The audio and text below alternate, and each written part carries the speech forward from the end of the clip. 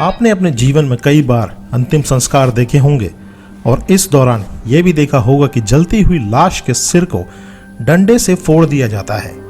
लेकिन कितने लोगों को यह नहीं पता होगा कि ऐसा आखिर क्यों किया जाता है। तो चलिए आज हम आपको बताते हैं ऐसे क्यों किया जाता है, इसके पीछे क्या रहस्य है, इसके पीछे क्या मान्यता है। दरअसल हिंदू रीति रिवाजों की माने तो जन्म से लेकर मृत्यु तक 16 संस्कार होते हैं, जिसमें से दाह संस्कार को हिंदू धर्म में अंतिम संस्कार कहा जाता है। अंतिम संस्कार के दौरान एक मृत शरीर को जलाकर इस दुनिया से विदा किया जाता है। उसकी राख को गंगा जल या किसी भी पावन बहते जल में बहा दिया जाता है। अंतिम संस्कार के दौरान भी कई तरह की रस्मों की अदायगी की जाती है, जैसे सिर मुंडवाना, मृत शरीर के चारों तरफ चक्कर लगाना और जलती चिता में से लाश के सिर को डंडे से फोड़ना। जी हाँ, हम में से कई लोग तो इस रस्म या विधि के बारे में तो जानते ही नहीं होंगे। इस रस्म के पीछे भी एक तर्क है, जिसके बारे में हम आज जानेंगे कि क्यों हिंदू धर्म में जलती चिता में से खोपड़ी या सिर को डंडे से तोड़ा जाता है।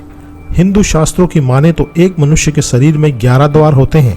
ऐसा माना जाता है कि आत्मा या जीव मस्तिष्क के दरवाजे से शरीर में प्रवेश करती है और बेहद कम लोग जानते हैं कि आत्मा अपने कर्मों के आधार पर इन दरवाजों के माध्यम से शरीर से निकलती है। ब्रह्मरंध्र को शरीर में मौजूद 11 द्वार में से उच्च माना गया है।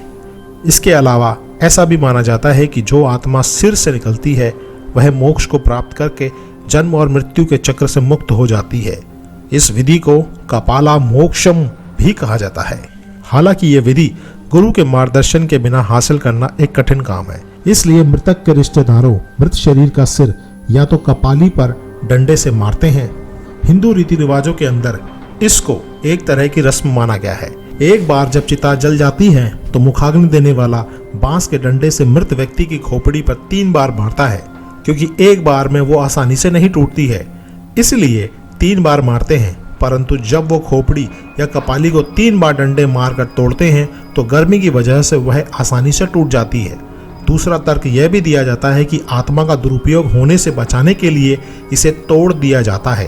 धारणा यह भी है कि तांत्रिक लोग उस शरीर के सिर की फिराक में रहते हैं, जिससे कि आत्मा का दुरुपयोग किया जा सके और उसको प्रभाव में लेकर गलत काम करवाया जा सकता है।